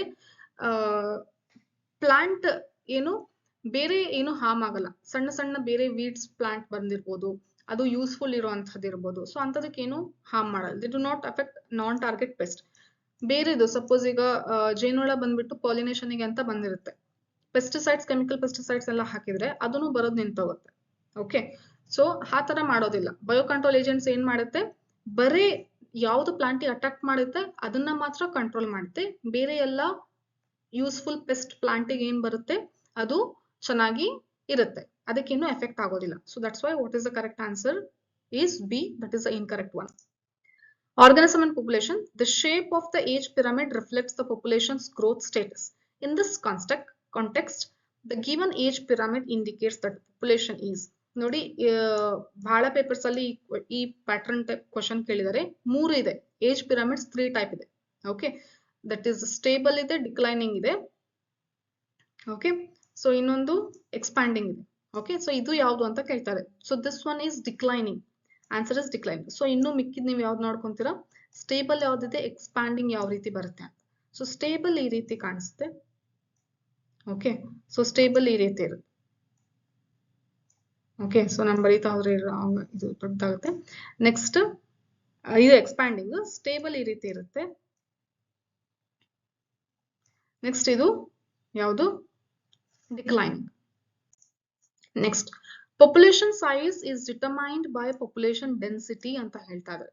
ಫಸ್ಟ್ ನೋಡಿ, ಸ್ಟೇಟ್ಮೆಂಟ್ ಬೇಸ್ಡ್ ಕ್ವಶನ್ ಇದ್ದಾಗ ಫಸ್ಟ್ ಸ್ಟೇಟ್ಮೆಂಟ್ ನೋಡ್ತೀರಾ, correct wrong ಅಂತ identify ಮಾಡ್ತೀರಾ. Second statement ನೋಡ್ತೀರಾ, correct wrong ಅಂತ identify ಮಾಡ್ತೀರಾ. ಇದೇ ಅಸರ್ಷನ್ ರೀಸನ್ ಟೈಪ್ ಬಂದಾಗ ಏನ್ ಮಾಡ್ತೀರಾ, ಎರಡನ್ನೂ ಕರೆಕ್ಟ್ ಇದ್ರೆ ಆಡ್ ಬಿಕಾಸ್. ಫಸ್ಟ್ ಸ್ಟೇಟ್ಮೆಂಟ್ ಓದಿದ್ಮೇಲೆ ಬಿಕಾಸ್ ಅಂತ ಆಡ್ ಮಾಡಿ ಆಮೇಲೆ ಸೆಕೆಂಡ್ ಸ್ಟೇಟ್ಮೆಂಟ್ ಓದಿ. ಸೊ ಕರೆಕ್ಟ್ ಆಗಿ ರೀಸನ್ ಬರ್ತಾ ಇದ್ರೆ ಅದು ದಟ್ ಎಕ್ಸ್ಪ್ಲೇನ್ಸ್ ಅಸರ್ಷನ್ ಅಂತಂದೇಳಿ, that reason correctly explain assertion ಅಂತ ಟಿಕ್ ಮಾಡ್ತೀರಾ. ಗೊತ್ತಾಯ್ತಾ? ಸೊ ಈಗ ಇಲ್ಲಿ ಏನಾಗುತ್ತೆ ಅಂತ ಅಂದ್ರೆ ಏನ್ ಹೇಳ್ತಾ ಇದ್ದಾರೆ, population size is determined by population density ಅಂತ ಹೇಳ್ತಾರೆ. ಆಕ್ಚುಲಿ ಉಲ್ಟಾ ಇದೆ. ಪಾಪ್ಯುಲೇಷನ್ ಡೆನ್ಸಿಟಿನ ನಾವು ಸೈಜ್ ಇಂದ ಅಳಿಬಹುದು. Okay, next population density is not the meaningful measure of the population. ಹೌದು, ಬರೀ ಡೆನ್ಸಿಟಿ ಇಂದಾನೆ ಪಾಪ್ಯುಲೇಷನ್ ನ ಕರೆಕ್ಟ್ ಆಗಿ ನಾವು ಮೆಷರ್ ಮಾಡ್ಲಿಕ್ಕೆ ಆಗಲ್ಲ. ಕೆಲವೊಂದ್ಸರಿ ಏನಾಗುತ್ತೆ ಅಂತಂದ್ರೆ ಬಯೋಮಾಸ್ ನು ಕೂಡ ಮ್ಯಾಟರ್ ಆಗುತ್ತೆ. Example, banyan tree covers huge area when compare to parthenium. NCERT ಅಲ್ಲಿ ಕೊಟ್ಟಿದ್ರಲ್ಲ ಅದೇ ಎಕ್ಸಾಂಪಲ್ ಹೇಳ್ತಾ ಇದೆ. ಪಾರ್ಥೆನಿಯಂ ನಂಬರ್ ಜಾಸ್ತಿ ಇದೆ. ಓಕೆ, ಒಂದು ಏರಿಯಾ ತಗೊಂಡ್ರೆ, ಒಂದು ಸಣ್ಣ ಏರಿಯಾ ತಗೊಂಡ್ರೆ ಅದರಲ್ಲಿ ಪಾರ್ಥೆನಿಯಂ ನಂಬರ್ ಜಾಸ್ತಿ ಇದೆ, ಬಟ್ ಬ್ಯಾನಿಯನ್ ಟ್ರೀ ನಂಬರ್ ಎಷ್ಟಿದೆ, ಒಂದೇ. ಬಟ್ ಅದು ಕವರ್ ಮಾಡುವಂತ ಬಯೋಮಾಸ್ ನೋಡಿ, ಅದರಿಂದ ಪ್ರೊಡ್ಯೂಸ್ ಆಗುವಂತ ಬಯೋಮಾಸ್ ನೋಡಿ. ಗೊತ್ತಾಗ್ತಿದೆ? So that also matters. So that's why statement 2 is correct and statement 1 is wrong. 2 correct, 1 is wrong, 1 is incorrect, 2 is correct. Yaudide? C is the correct answer for 22nd question. Next, the correct order of various levels of biological organization in an ecosystem is. Nodi, ide sequence based question. Ee riti kodtaralla, idane sequence based question anta karitivi. So first organism ಆಗುತ್ತೆ, ಅದರಿಂದ next population ಆಗುತ್ತೆ. Population ಆದ್ಮೇಲೆ community ಬರುತ್ತೆ, community ಆದ್ಮೇಲೆ ecosystem, ecosystem ಆದ್ಮೇಲೆ ಒಂದು biome ಅಂತ ಹೇಳ್ತೀವಿ. ಗೊತ್ತಾಯ್ತು? ಸೊ ಲೋಯೆಸ್ಟ್ ಇಂದ ಹೈಯೆಸ್ಟ್ ಆರ್ಡರ್ ಇದೆ. So A is the correct answer. In a pond if there were, ಇದ್ ನೋಡಿ ಕಾನ್ಸೆಪ್ಟ್ ಬೇಸ್ಡ್ ನ್ಯೂಮರಿಕಲ್ ಕ್ವೆಶನ್ಸ್. ಗೊತ್ತಾಗ್ತಿದೆ? ಕಾನ್ಸೆಪ್ಟ್ ಬೇಸ್ಡ್ ನ್ಯೂಮರಿಕಲ್ ಕ್ವೆಶನ್ಸ್ ಇದು. In a pond, if there are 20 lotus plants last year and through reproduction 16 are added, calculate the birth rate. ನೋಡಿ, birth rate ಮತ್ತೆ death rate ಇದೆಲ್ಲ concept ಇದೆ ಅಲ್ಲ. So ಇದ್ರ concept base ಮೇಲೆ numerical question ಕೊಟ್ಟಿದ್ದಾರೆ. ಇದು ಆಕ್ಚುಲಿ NCERT ಅಲ್ಲಿನೂ ಕೂಡ ಕೊಟ್ಟಿದ್ದಾರೆ, ನಂಬರ್ ಚೇಂಜ್ ಮಾಡಿದ್ದಾರೆ ಅಷ್ಟೇ. ಅಲ್ಲಿ 8 ಅಂತ ಕೊಟ್ಟಿದ್ದಾರೆ. ಓಕೆನಾ? ಸೊ ಹೆಂಗೆ ಕ್ಯಾಲ್ಕುಲೇಟ್ ಮಾಡೋದು ಅಂತಂದ್ರೆ, ಸೊ ಈಗ ಆಕ್ಚುಲ್ ಆಗಿ ಎಷ್ಟು ಪ್ಲಾಂಟ್ಸ್ ಇದೆ ಅಂತಂಗೆ 28 ಪ್ಲಾಂಟ್ಸ್ ಇದೆ ಅಂತ. ಓಕೆನಾ? ಸೊ ಹೊಸದಾಗಿ ಆಡ್ ಆಗಿರೋದು ಎಷ್ಟು, 16. ಓಕೆ, ಸೊ ಮುಂಚೆ ಎಷ್ಟಿತ್ತು, 20 ಇತ್ತು. ಇದನ್ನ ಡಿವೈಡ್ ಮಾಡಿದ್ರೆ ನಮಗೆ ಎಷ್ಟು ಸಿಗುತ್ತೆ, 0.8. ಅಂದ್ರೆ ಏನರ್ಥ, ಬರ್ತ್ ರೇಟ್ ಅಂದ್ರೆ ಎಷ್ಟು, ಬರ್ತ್ ರೇಟ್ ಎಷ್ಟಿದೆ ಅಂತ ಅರ್ಥ. That is 0.8 of spring per lotus per year. Okay, so ಇಷ್ಟು ಬರ್ತ್ ರೇಟ್ ಇದೆ ಅಂತ ಅರ್ಥ. ಗೊತ್ತಾಯ್ತು? The change in population size can be used to evaluate. Population size change ಆಗಿದೆ ಅಂತ ಯಾವಾಗ ನಾವು ಕ್ಯಾಲ್ಕುಲೇಟ್ ಮಾಡ್ತೀವಿ ಅಂದ್ರೆ, ಪ್ರಿಡೇಟರ್ ಇನ ಇಂಪ್ಯಾಕ್ಟ್ ಇದ್ದಾಗ. ಹೌದು, ಅದನ್ನು ಕೂಡ ಕರೆಕ್ಟ್. ಯಾಕೆ ಹೇಳಿ, ಪ್ರಿಡೇಟರ್ ಬಂದು ಪ್ರೇ ಪಾಪ್ಯುಲೇಷನ್ ನ ಚೇಂಜ್ ಮಾಡ್ಬಿಟ್ರೆ ಅಲ್ಲಿ ಏನಾಗುತ್ತೆ, ಸೈಜ್ ಚೇಂಜ್ ಆಯ್ತು ಅಂತ ಅರ್ಥ. Next pesticides. ಪೆಸ್ಟಿಸೈಡ್ಸ್ ಜಾಸ್ತಿ ಹಾಕಿದಾಗ ಎಲ್ಲ ಬೆಳೆ ನಾಶ ಆಗ್ಬಿಟ್ರೆ, ಪ್ಲಾಂಟ್ಸ್ ಎಲ್ಲ ನಾಶ ಆದ್ರೆ ಅಲ್ಲಿನೂ ಕೂಡ ಸೈಜ್ ಅಲ್ಲಿ ವೇರಿ ಆಗುತ್ತೆ. ಇಂಟ್ರೊಡಕ್ಷನ್ ಆಫ್ ಎಕ್ಸಾಟಿಕ್ ಸ್ಪೀಶೀಸ್, ಬೇರೆ ಕಂಟ್ರಿಯಿಂದ ಬೇರೆ ಲೊಕ್ಯಾಲಿಟಿಯಿಂದ ತಂದುಬಿಟ್ಟು ಇರುವಂತಹ ಪ್ರೆಸೆಂಟ್ ಏರಿಯಾದಲ್ಲಿ ಹಾಕಿದಾಗ ಅಲ್ಲಿ ಇರುವಂತಹ ಫುಡ್ ಚೈನ್, ಫುಡ್ ವೆಬ್ ಏನಾಗ್ಬೋದು, ಸ್ವಲ್ಪ ಡಿಸ್ಟರ್ಬ್ ಆಗಿ ಯಾವ್ದಾದ್ರು ಒಂದು ಸ್ಪೀಶೀಸ್ಗೆ ಎಫೆಕ್ಟ್ ಆಗ್ಬೋದು. ಅವಾಗೂ ಕೂಡ ಸೈಜ್ ಚೇಂಜ್ ಆಗುತ್ತೆ. ಸೊ ಹಾಗಾಗಿ ಏನ್ ಆನ್ಸರ್ ಹೇಳ್ತೀರಾ, all of the above. Okay, a population interaction where one organism is benefited without affecting the other. So ನೋಡಿ, ಇದು NCERT ಅಲ್ಲಿ ಟೇಬುಲರ್ ಕಾಲಮ್ ಕೊಟ್ಟಿದ್ರಲ್ಲ, ಅದನ್ನ ನೋಡ್ಕೊಳ್ಳಿ. ಪ್ಲಸ್ ಪ್ಲಸ್ ಅಂತ ಇರೋದು ಮ್ಯೂಚುವಲಿಸಮ್, ಪ್ಲಸ್ ಮೈನಸ್ ಅಂತ ಇರೋದು. ಓಕೆ,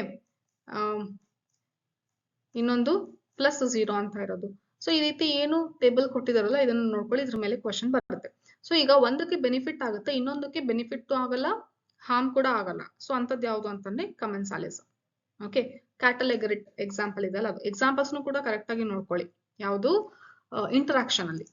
ನೆಕ್ಸ್ಟ್ ಈ ಕಾನ್ಸೆಪ್ಟ್ ಇಂದ ಕೇಳ್ತಾರೆ ಯಾವುದು, if the predator is too efficient and over exploits its prey then predator itself becomes extinct. Predator ಏನಾದ್ರೂ ಸಪೋಸ್ ಯಾವುದು ಚಿರತೆ ಮತ್ತೆ ಜಿಂಕೆ, ಅದೇ ನಮಗೆ ಯಾವಾಗಲೂ ಎಕ್ಸಾಂಪಲ್ ಸಿಗುತ್ತೆ, ಹೌದಾ? ಸೊ ಪ್ರಿಡೇಟರ್ ಏನಾದ್ರು ಪ್ರೇನ ಒಂದೇ ಸರಿಗೇನೆ ತಿಂದು ಖಾಲಿ ಮಾಡ್ಬಿಟ್ರೆ ಪ್ರಿಡೇಟರ್ ಇರುತ್ತಾ, ಬದುಕಕ್ಕಾಗುತ್ತಾ ಅದಕ್ಕೆ? ನೆಕ್ಸ್ಟ್ ಇಲ್ಲ. ಸೊ ಹಂಗಾಗಿ ಅದು ಬಹಳ ಯೋಚನೆ ಮಾಡಿ ಕರೆಕ್ಟ್ ಆಗಿ ಏನ್ ಮಾಡುತ್ತೆ, ಯಾವಾಗ ಅದಕ್ಕೆ ನೀಡಿದೆ ಅವಾಗ ಮಾತ್ರ ತಿನ್ನುತ್ತೆ. It will use prey. Okay, so this is correct. Prey species have evolved various defense to lessen the impact of the predation. Prey species ನು ಕೂಡ ಏನ್ ಮಾಡುತ್ತೆ, ಪ್ರಿಡೇಟರ್ಸ್ ಇಂದ ತಪ್ಪಿಸ್ಕೊಳ್ಳಕ್ಕೆ ಒಂದ್ ಬೇರೆ ಬೇರೆ ಮೆಕ್ಯಾನಿಸಮ್ ಅದ್ರೊಳಗಡೆ ಇನ್ಕ್ಲೂಡ್ ಮಾಡ್ಕೊಂಡಿರುತ್ತೆ. Okay, so this is also correct. So both statement 1 and 2 are correct. A is the correct answer. Natality refers to, ಇದನ್ನು ಕೂಡ ಎಲ್ಲ ಡೆಫಿನೇಷನ್ಸ್ ಕೂಡ ನೋಡ್ಕೊಳ್ಳಿ. Natality, mortality, birth rate, death rate ಅಂದ್ರೆ ಏನು, ಎಮಿಗ್ರೇಷನ್ ಅಂದ್ರೆ ಏನು, ಇಮಿಗ್ರೇಷನ್ ಅಂದ್ರೆ ಏನು. ಓಕೆ, ಸೊ ಹಿಯರ್ ನೆಟಾಲಿಟಿ ಅಂದ್ರೆ ಏನು, birth rate. Next, if a population growing exponentially, ಇಲ್ಲಿ ನೋಡಿ ಬಂತು numerical question, exponentially double in size in 3 years, what is the intrinsic rate of increase of the population? ನೋಡಿ exponential growth rate ಬಗ್ಗೆ ಕೇಳ್ತಾ ಇದ್ದಾರೆ. Okay, ಅದರಲ್ಲಿ ಇಂಟ್ರಿನ್ಸಿಕ್ ರೇಟ್ ಏನು ಅಂತ ಅವರು ಕ್ವೆಶನ್. ಅಂದ್ರೆ we need to find out what is R. So what is the formula you need to apply here is NT is equal to N naught log base E to the power RT. ಗೊತ್ತಾಯ್ತು? ಅಂದ್ರೆ ಏನು, if a population growing exponentially double grow ಆಗ್ತಾ ಇದೆ, ಎಷ್ಟು? in size in 3 years, 3 ವರ್ಷದಲ್ಲಿ ಅದರ population ಏನಾಗ್ತಿದೆ, double grow ಆಗ್ತಾ ಇದೆ. ಓಕೆ, ಸೊ ಹಂಗಂದ್ರೆ ಅದರ ರೇಟ್ ಏನು? ರೇಟ್ ಅಂದ್ರೆ ಆಕ್ಚುಯಲ್ ರೇಟ್ ಏನಾಯ್ತು ಅನ್ನಂಗೆ, ಅಂದ್ರೆ ಬರ್ತ್ ಮತ್ತೆ ಡೆತ್ತಿನ ರೇಟ್. ಸೊ ಈ ರೇಟ್ ಏನಾದ್ರು, ದಟ್ ಈಸ್ ಇಂಟ್ರಿನ್ಸಿಕ್ ರೇಟ್ ಜಾಸ್ತಿ ಇದೆ ಅಂತಂದ್ರೆ ಗ್ರೋತ್ ರೇಟ್ ಜಾಸ್ತಿ ಇದೆ ಅಂತ ಅರ್ಥ. ಗೊತ್ತಾಯ್ತು? ಸೊ ಇಲ್ಲಿ ನೋಡಿ, ಇದನ್ನ ಯಾವ ರೀತಿ ಕ್ಯಾಲ್ಕುಲೇಟ್ ಮಾಡ್ತೀರಾ ಅಂತ ಅಂದ್ರೆ, ಇದು ಆಕ್ಚುಯಲ್ ಆಗಿ ಎನ್ವಿರಾನ್ಮೆಂಟ್ ಅಲ್ಲಿ ಆಗಲ್ಲ, ಯಾಕಂದ್ರೆ ಎಕ್ಸ್ಪೋನೆನ್ಷಿಯಲಿ ಯಾವಾಗ್ಲೂ ಇರೋದೇ ಇಲ್ಲ. ಓಕೆ, ಸೊ ಎಕ್ಸ್ಪೋನೆನ್ಷಿಯಲಿನೇ ಯಾವಾಗ್ಲೂ ಇದ್ರೆ ಅಂದ್ರೆ ಏನರ್ಥ, ಎನ್ವಿರಾನ್ಮೆಂಟ್ ಅಲ್ಲಿ ಏನು ಚೇಂಜ್ ಆಗ್ತಾ ಇಲ್ಲ, ಫುಡ್ ಯಾವಾಗ್ಲೂ ಅನ್ಲಿಮಿಟೆಡ್ ಇದೆ, ಅನ್ಲಿಮಿಟೆಡ್ ಸಪ್ಲೈ ಇದೆ, ಎಲ್ಲೂ ಏನು ಚೇಂಜಸ್ ಇಲ್ಲ, ಬೇರೆ ಸ್ಪೀಶೀಸ್ ಕಾಂಪಿಟೇಷನ್ ಇಲ್ಲ, ಆ ರೀತಿ ನೇಚರ್ ಅಲ್ಲಿ ಇರೋದೇ ಇಲ್ಲ. ಓಕೆ, ಸೊ ಎಂಟಿನ ನಾವೇನಂತ ತಗೊಳ್ಳೋಣ, ಫೈನಲ್ ಅಲ್ವಾ ಇದು.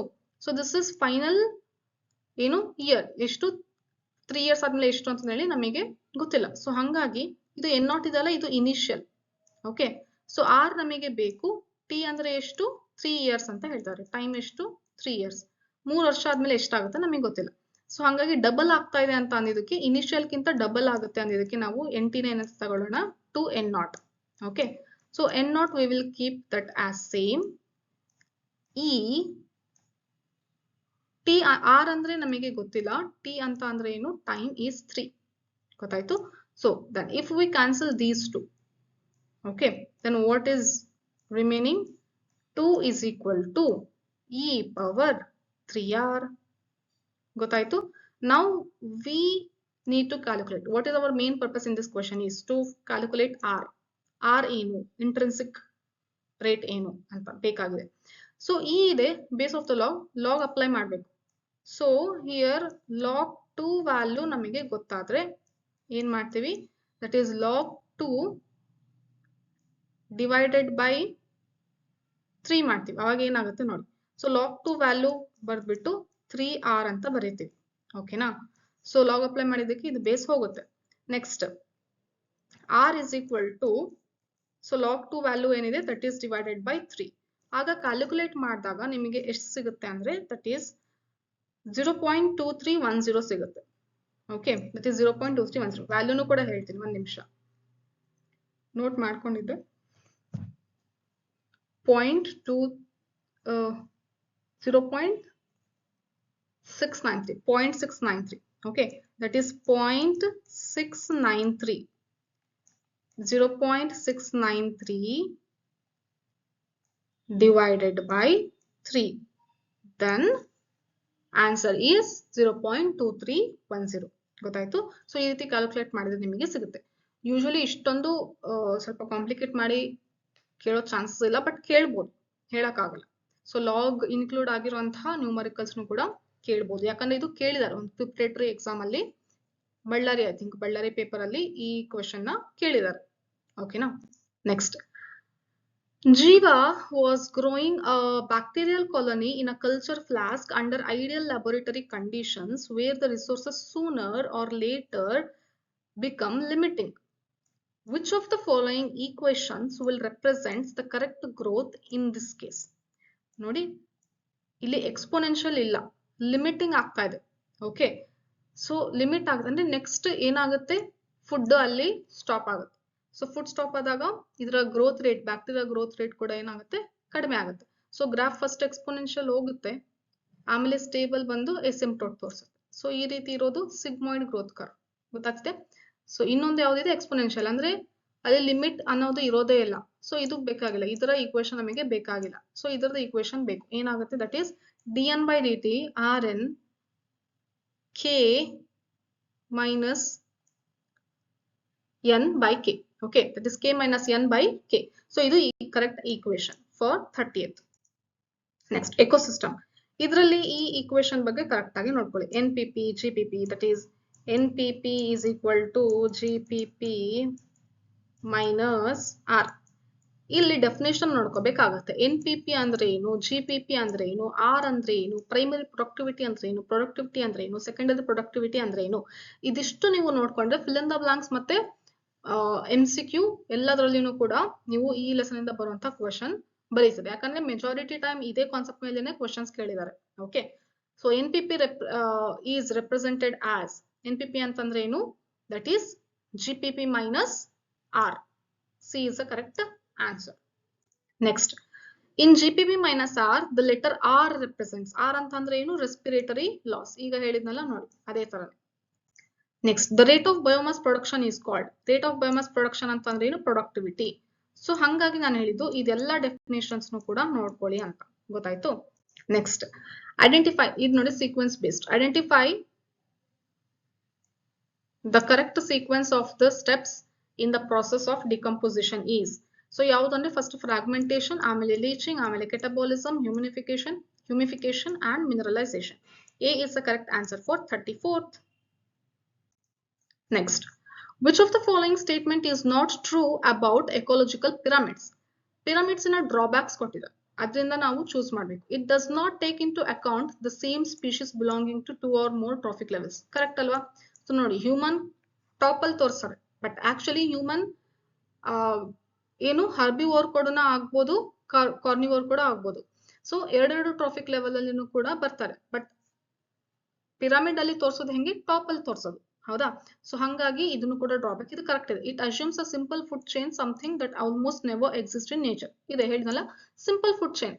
ಯಾವ್ದು ಹೇಳ್ತಾರೆ, ಗ್ರಾಸೋಪರ್ ತಿನ್ನುತ್ತೆ, ಗ್ರಾಸೋಪರ್ ಒಂದೇನ ತಿನ್ನೋದು, ಗ್ರಾಸೋಪರ್ನ ಫ್ರಾಗ್ ತಿನ್ನುತ್ತೆ, ಗ್ರಾಸೋಪರ್ನ ಫ್ರಾಗ್ ಅಷ್ಟನ್ನ ತಿನ್ನೋದು. ಸೊ ಸಿಂಪಲ್ ಫುಡ್ ಚೈನ್ ತೋರಿಸುತ್ತೆ. Actually it is a connection of food web. Okay, so that's why it is ಏನು ಕರೆಕ್ಟ್ ಇದೆ. ಯಾವುದು ನಾಟ್ ಟ್ರೂ ಅಂತ ಕೇಳ್ತಾ ಇದ್ರೆ ನಾವು ಯಾವ್ದು ಕರೆಕ್ಟ್ ಇಲ್ಲ ಅಂತ ಹುಡುಕ್ಬೇಕು. ಸೊ ಇದು ಆಕ್ಚುಲಿ ಕರೆಕ್ಟ್ ಇದೆ. It does not accommodate A food web ಅಲ್ವಾ, ಇವಾಗ ನಾವು ಡಿಸ್ಕಸ್ ಮಾಡಿದ್ವಲ್ಲ, ಫುಡ್ ವೆಬ್ ಏನು ಇರೋದಿಲ್ಲ ಇದರಲ್ಲಿ, ನಾರ್ಮಲ್ ಸಿಂಪಲ್ ಫುಡ್ ಚೈನ್ ತೋರಿಸ್ತಾರೆ. ಹಾಗಾಗಿ ಇದೆಲ್ಲ ಕರೆಕ್ಟ್ ಆಯ್ತು. Saprophytes are given a place in ecological pyramids as they play vital role in ecosystem ಅಂತ ಹೇಳ್ತಾ ಇದ್ದಾರೆ. ಸೊ ಇಲ್ಲೇನಾಗುತ್ತೆ, ಸಾಪ್ರೋಫೈಟ್ಸ್ಗೂ ಕೂಡ ಅಲ್ಲಿ ಪ್ಲೇಸ್ ಇಲ್ಲ. Saprophytes are not included in ecological pyramids. So that's why it is not true. ಇಲ್ಲಿ ಕೊಟ್ಟಿದ್ದಾರೆ, ಅದಕ್ಕೂ ಕೂಡ ಸಪರೇಟ್ ಪ್ಲೇಸ್ ಇದೆ ಅಂತ ಹೇಳ್ತಾ ಇದ್ದಾರೆ, but it is not actually discussed in the ecological pyramids concept. So that's why this one. Pyramid ಅಲ್ಲಿ ಎಲ್ಲೂ ಕೂಡ ಸಾಪ್ರೋಫೈಟಿಗೆ ಅಂತ ಹೇಳಿ ಪ್ಲೇಸ್ ಕೊಟ್ಟಿಲ್ಲ, ಇನ್ಕ್ಲೂಡ್ ಮಾಡಿಲ್ಲ. ಸೊ ಹಂಗಾಗಿ this is the correct answer for 35th. The rate of decomposition is slower if detritus is rich in. ನೋಡಿ, ಈ ಕಾನ್ಸೆಪ್ಟ್ ಬಗ್ಗೆನೂ ಕೂಡ ನೋಡ್ಕೊಳ್ಳಿ. ಒಂದು ಈ ಲೆಸನ್ ಅಲ್ಲಿ ಏನ್ ನೋಡ್ಕೊಳ್ಳಿ ಅಂತಂದ್ರೆ GPP NPP ಇದೆ, ಅದನ್ನ ನೋಡ್ಕೊಂತೀರಾ ಈಕ್ವೇಶನ್ ಬಗ್ಗೆ. ಮತ್ತೆ ಡೆಫಿನೇಷನ್ಸ್ ಯಾವ್ದಾವ್ದು ನೋಡ್ಕೊಂತೀರಾ, ಪ್ರೈಮರಿ ಪ್ರೊಡಕ್ಟಿವಿಟಿ, ಸೆಕೆಂಡರಿ ಪ್ರೊಡಕ್ಟಿವಿಟಿ ಅಂದ್ರೆ ಏನು, GPP ಡೆಫಿನಿಷನ್ ಏನು, ಇದೆಲ್ಲ ನೋಡ್ಕೊಂತೀರಾ. ಅದಾದ್ಮೇಲೆ ಯಾವುದು ಅಂದ್ರೆ ಪಿರಮಿಡ್ಸ್ ಬಗ್ಗೆ, ಎಕೋಲಜಿಕಲ್ ಪಿರಮಿಡ್ಸ್ ಬಗ್ಗೆ ಕಾನ್ಸೆಪ್ಟ್ ಗೊತ್ತಿರಬೇಕು. ಆ ತರ ಸ್ಟೇಟ್ಮೆಂಟ್ ಕ್ವೆಶನ್ಸ್ ಬರುತ್ತೆ. ಆಮೇಲೆ ಡಿಕಂಪೋಸಿಷನ್ ಪ್ರಾಸೆಸ್ ಬಗ್ಗೆ ಡೆಫಿನಿಷನ್ಸ್ ಇದೆ ಅಲ್ಲ ಎಲ್ಲದನ್ನು, ಯಾವುದು ಡಿಕಂಪೋಸಿಷನ್ ಅಂದ್ರೆ ಏನು, ಫ್ರಾಗ್ಮೆಂಟೇಶನ್, ಹ್ಯೂಮಿಫಿಕೇಶನ್, ಇದೆಲ್ಲ ಡೆಫಿನಿಷನ್ಸ್ ಕೂಡ ನೋಡ್ಕೋಬೇಕಾಗತ್ತೆ. ಅದಾದ್ಮೇಲೆ ಫ್ಯಾಕ್ಟರ್ಸ್ ಇದೆ. ಡಿಕಂಪೋಸಿಷನ್ ಆದ್ಮೇಲೆ ಒಂದು ಪ್ಯಾರಾಗ್ರಾಫ್, ಲಾಸ್ಟ್ ಅಲ್ಲಿ ಪ್ಯಾರಾಗ್ರಾಫ್ ಕೊಟ್ಟಿದ್ದಾರೆ ಓಲ್ಡ್ NCERT ಅಲ್ಲಿ. ಡಿಕಂಪೋಸಿಷನ್ ರೇಟ್ ಜಾಸ್ತಿ ಯಾವಾಗ ಆಗುತ್ತೆ, ಕಡಿಮೆ ಯಾವಾಗ ಆಗುತ್ತೆ ಅಂತ, ಅದು ಯಾವ್ಯಾವ ಫ್ಯಾಕ್ಟರ್ಸ್ ಅಂತ ನೋಡ್ಕೊಳ್ಳಿ, ಯಾಕಂದ್ರೆ ಅದರಿಂದ ಕ್ವೆಶನ್ಸ್ ಬಂದಿದೆ ಆಲ್ರೆಡಿ. ಸೊ ಇಲ್ಲಿ ಸ್ಲೋ ಆಗುತ್ತೆ ಪ್ರೋಸೆಸ್ ಯಾವಾಗ ಅಂತ ಅಂದ್ರೆ if the organism is made up of chitin, chitin ಇಂದ ಆದ್ರೆ ಪ್ರೋಸೆಸ್ ಸ್ಲೋ ಆಗುತ್ತೆ. ನೈಟ್ರೋಜನ್ ಮತ್ತೆ ವಾಟರ್ ಸಾಲ್ಯುಬಲ್ ಶುಗರ್ಸ್ ಇಂದ ಇದ್ರೆ ಡಿಕಂಪೋಸಿಷನ್ ರೇಟ್ ಏನಾಗುತ್ತೆ, ಫಾಸ್ಟ್ ಇರುತ್ತೆ. ಗೊತ್ತಾಯ್ತಾ? ಮತ್ತೆ ಇನ್ನೂ ಕೆಲವೊಂದು ಎನ್ವಿರಾನ್ಮೆಂಟಲ್ ಫ್ಯಾಕ್ಟರ್ಸ್ ಬಗ್ಗೆನೂ ಕೂಡ ಹೇಳಿದ್ದಾರೆ, ಅದನ್ನ ನೋಡ್ಕೊಳ್ಳಿ. Next statement 1, pyramid of energy may be upright or inverted. See, pyramid of energy can never be inverted anta helidare NCERT. So that's why this statement is wrong. Only 10% of energy goes to next trophic level. Next trophic level ge bari 10% hogutte anta heltadre. Actually next trophic level ge 10% kadme agutte, 90% hogutte. So that's why this statement is also wrong. So statement 1 and statement 2 are incorrect. B is the correct answer. Next, each trophic level has a certain mass of living material at a particular time and is called, ಇದನ್ನ ಏನಂತ ಕರೀತೀವಿ, standing crop. ಈ definition ಕೂಡ ನೋಡ್ಕೊಳ್ಳಿ, fill in the blanks ಅಲ್ಲಿ ಇದನ್ನ ಕೇಳಿದ್ದಾರೆ. Next, the process of breaking down of complex organic matter into inorganic substances is called, ಆಗ್ಲೇ ಹೇಳಿದ್ನಲ್ಲ ಡೆಫಿನಿಷನ್ಸ್ ನೋಡ್ಕೊಳ್ಳಿ ಅಂತ, ಇದನ್ನ ಏನಂತ ಕರಿತೀವಿ, ಡಿಕಂಪೋಸಿಷನ್ ಅಂತ ಕರಿತೀವಿ. The type of food chain that is the major conduit of energy flow in aquatic ecosystem. Aquatic ecosystem ಅಲ್ಲಿ ಎನರ್ಜಿ ಫ್ಲೋ ಜಾಸ್ತಿ ಆಗುವಂತಹ ಫುಡ್ ಚೈನ್ ಯಾವುದು ಅಂತ ಅಂದ್ರೆ that is GFC, grazing food chain. ಅದೇ ರೀತಿ ನಿಮಗೆ ನೆಕ್ಸ್ಟ್ ಕ್ವಶನ್ ಕೇಳಬಹುದು, ಟೆರೆಸ್ಟ್ರಿಯಲ್ ಅಲ್ಲಿ ಯಾವುದು ಜಾಸ್ತಿ ಅಂತ ಕೇಳಿದ್ರೆ ಏನಂತ ಹೇಳ್ತೀರಾ, DFC, detritus food chain. Next, biodiversity lesson, last one. The rate of the share of global species diversity of India is. ನೋಡಿ, ಇಂಡಿಯಾ ಕವರ್ ಆಗೋದು ಟೋಟಲ್ ವರ್ಲ್ಡ್ ಅಲ್ಲಿ 2.4% ಏರಿಯಾ, ಬಟ್ ಅದರ ಕೊಡುಗೆ ಗ್ಲೋಬಲ್ ಡೈವರ್ಸಿಟಿ ಎಷ್ಟಿದೆ ಅಂತ ಅಂದ್ರೆ 8.1%. Okay, so that is the answer. In the given species area equation ಇದೆಲ್ಲ species area relationship, ಅದರಲ್ಲಿ log S is equal to log C plus Z log A. This is the equation. ಇದರಲ್ಲಿ Z ಅಂದ್ರೆ ಏನು ಅಂತ ಕೇಳಿದ್ದಾರೆ. ಅಂದ್ರೆ ಏನರ್ಥ, next ಏನ್ ಕೇಳ್ಬೋದು, S ಅಂದ್ರೆ ಏನು ಅಂತ ಕೇಳ್ಬೋದು, A ಅಂದ್ರೆ ಏನು ಅಂತ ಕೇಳ್ಬೋದು, C ಅಂದ್ರೆ ಏನು ಅಂತಾನು ಕೇಳ್ಬೋದು. ಸೊ ಎಲ್ಲದನ್ನು ನೋಡ್ಕೋಬೇಕು, ಗೊತ್ತಾಯ್ತು? ಸೊ Z ಅಂದ್ರೆ ಏನು, that is regression coefficient. Z ಅಂದ್ರೆ ಏನು, ರಿಗ್ರೆಷನ್ ಕೋಎಫಿಷಿಯಂಟ್. A ಅಂದ್ರೆ ಏನು, ಏರಿಯಾ. S ಅಂದ್ರೆ ಏನು, ಸ್ಪೀಶೀಸ್ ರಿಚ್ನೆಸ್. C ಅಂದ್ರೆ ಏನು, Y ಇಂಟರ್ಸೆಪ್ಟ್. ಗೊತ್ತಾಯ್ತು?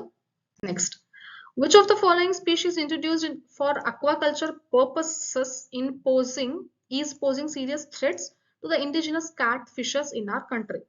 ಅಕ್ವಾಕಲ್ಚರ್ ಗೋಸ್ಕರ ತರಿಸಿರುವಂತಹ ಒಂದು ಆರ್ಗಾನಿಸಮ್ ಇಲ್ಲಿ ಗ್ರೋ ಆಗ್ತಿರೋದ್ಕಂತ, ಇಲ್ಲಿ ಇರುವಂತದ್ದು ಕ್ಯಾಟ್ ಫಿಶಸ್ ಗೆ ಏನಾಗಿದೆ, ಅಫೆಕ್ಟ್ ಆಗ್ತಾ ಇದೆ. ಸೊ ಅದು ಯಾವುದು ಅಂತ ಕೇಳಿದ್ದಾರೆ. That is clarias gariepinus. Okay, so that is answer for 43rd. The rivet popper hypothesis was proposed by ಯಾರು ಅಂತಂದ್ರೆ ದಟ್ ಈಸ್ ಪೌಲ್ ಎಲ್ರಿಚ್. ಗೊತ್ತಾಯ್ತು? So this is the answer.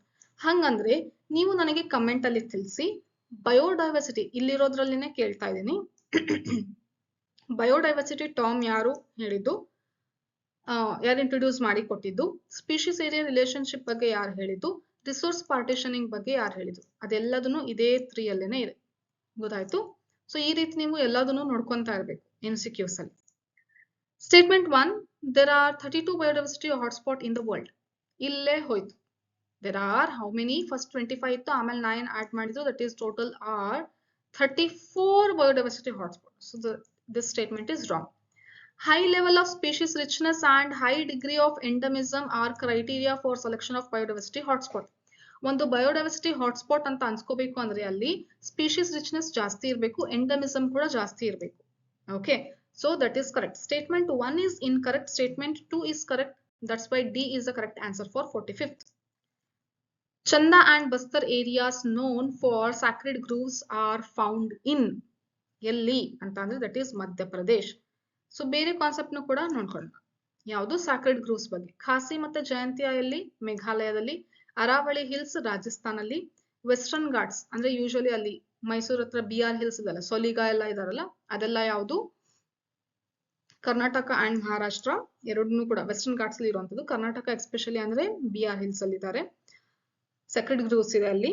Next ಸರ್ಗೋಜಾ, ಚಂದಾ ಮತ್ತೆ ಬಸ್ತರ್ ಯಾವುದು? ಮಧ್ಯಪ್ರದೇಶ್. ಇಲ್ಲಿ ಕೊಟ್ಟಿರೋದು ಚಂದಾ ಮತ್ತೆ ಬಸ್ತರ್. ನೆಕ್ಸ್ಟ್ ಸರ್ಗೋಜಾ ಅಂತಾನು ಕೂಡ ಕೇಳ್ಬೋದು. ಗೊತ್ತಾಯ್ತು? Next the most species rich taxonomic group among plant is. ನೋಡಿ, ಬಯೋಡೈವರ್ಸಿಟಿ ಲೆಸನ್ ಅಲ್ಲಿ ಥರ್ಡ್ ಪೇಜ್ ಅಲ್ಲಿ, ಓಕೆ, ಸೊ ಥರ್ಡ್ ಪೇಜ್ ಅಲ್ಲಿ 3 ಪೈ ಚಾರ್ಟ್ ಕೊಟ್ಟಿದ್ದಾರೆ. 3 pie chart. Invertebrates, animals, plants ನ ಕಂಪ್ಯಾರಿಸನ್. ಇದರಲ್ಲಿ ಆರ್ಡರ್ ನೀವು ನೆನ್ಪಿಟ್ಕೋಬೇಕು, ಹೈಯೆಸ್ಟ್ ಟು ಲೋಯೆಸ್ಟ್. ಯಾವ್ದು ಜಾಸ್ತಿ ಇದೆ ಸ್ಪೀಶೀಸಿನ ನಂಬರ್, ಯಾವ್ದು ಕಡಿಮೆ ಇದೆ. ಸೊ ಈ ರೀತಿ ಕಂಪ್ಯಾರಿಸನ್ ಮಾಡಿ ಕೊಟ್ಟಿದ್ದಾರೆ. ಓಕೆ, ಸೊ ನಾನು ಇದಕ್ಕೆ ಬಯೋಡೈವರ್ಸಿಟಿ ಟ್ರಿಕ್ ಅಂತಾನು ಕೂಡ ಎಕ್ಸ್ಪ್ಲೇನ್ ಮಾಡಿದೀನಿ. ಆ ಶಾರ್ಟ್ ನ ನೀವು ನೋಡಿ, ಯೂಟ್ಯೂಬ್ ಶಾರ್ಟ್ಸ್ ಇದೆ ಅಥವಾ ಇನ್ಸ್ಟಾಗ್ರಾಮ್ ರೀಲ್ಸ್ ಅಲ್ಲಿ ಕೂಡ ಇದೆ. ಬಯೋಡೈವರ್ಸಿಟಿ ಟ್ರಿಕ್ ಅಂತ ಹೇಳಿ ಇದೆ. Just biodiversity trick botany Bloom ಅಂತ ಸರ್ಚ್ ಮಾಡಿ ನಿಮಗೆ ಸಿಗುತ್ತೆ. ಓಕೆ, ಸೊ ಈಗ ಇಲ್ಲಿ ಪ್ಲಾಂಟ್ಸ್ ಅಲ್ಲಿ ಯಾವ್ದು ಜಾಸ್ತಿ ಅಂತ ಕೇಳಿರೋದು. ಸೊ ಪ್ಲಾಂಟ್ಸ್ ಅಲ್ಲಿ ಎರಡು ಮೇನ್ ಆಗಿ ಬರುತ್ತೆ. ಸೊ ಫಸ್ಟ್ ಫಂಗೈ ಬರುತ್ತೆ, ಅದಾದ್ಮೇಲೆ ನೆಕ್ಸ್ಟ್ ಯಾವ್ದು ಬರುತ್ತೆ? Angiosperms. So first fungi, second angiosperms. So ಈ ರೀತಿ ಇದೆ. ಓಕೆ, ಸೊ ಇದೇ ತರ ನಿಮಗೆ ನೆಕ್ಸ್ಟ್ ಯಾವ್ದು ಕೇಳ್ಬೋದು? ಇನ್ವರ್ಟಿಬ್ರೇಟ್ಸ್ ಅಲ್ಲಿ ಯಾವ್ದು ಅಂತ ಕೇಳ್ತಾರೆ, ಅನಿಮಲ್ಸ್ ಅಲ್ಲಿ ಯಾವ್ದು ಫಸ್ಟ್ ಅಂತ ಕೇಳ್ತಾರೆ. ಓಕೆ, ಸೊ ಇಲ್ಲಿ ಆನ್ಸರ್ ಏನ್ ಮಾಡ್ತೀರಾ? ಫಂಗೈ.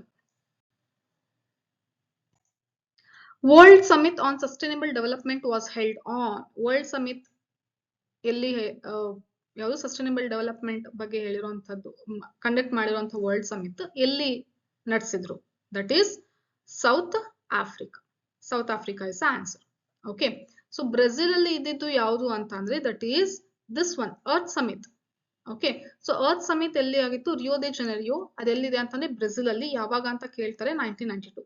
ಸೊ 3 ತರ ಕಾನ್ಸೆಪ್ಟ್ ಬಂತು ಇಲ್ಲಿ. ಒಂದು ಅದು ಯಾವುದು ಅಂತ ಕೇಳ್ತಾರೆ.